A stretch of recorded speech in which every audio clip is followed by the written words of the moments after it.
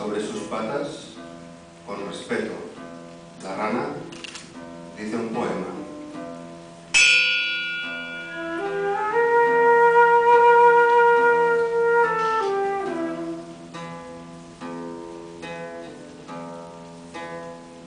Línea de nieve, parecería una carta, si no gritara.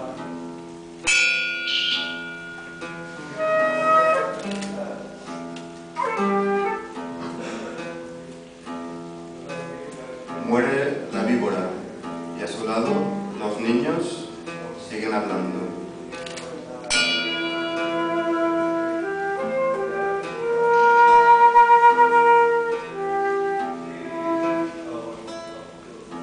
Niebla profunda, los caballos se lamen unos a otros.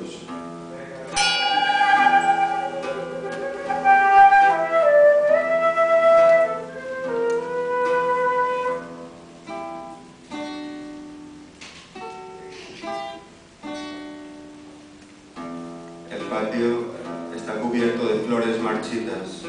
El musgo se cuela hasta el gran salón. Todo está ya dicho desde hace mucho tiempo por ambas partes. El olor a perfume no se ha disipado.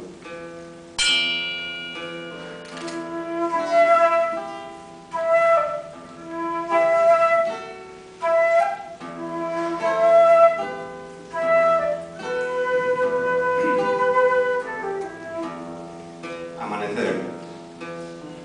Los pájaros cantan en el patio. La primavera inunda el bosque de flores. De repente aparece ante mí un hermoso poema y al intentar atraparlo en las redes de la métrica no consigo dar con ellas.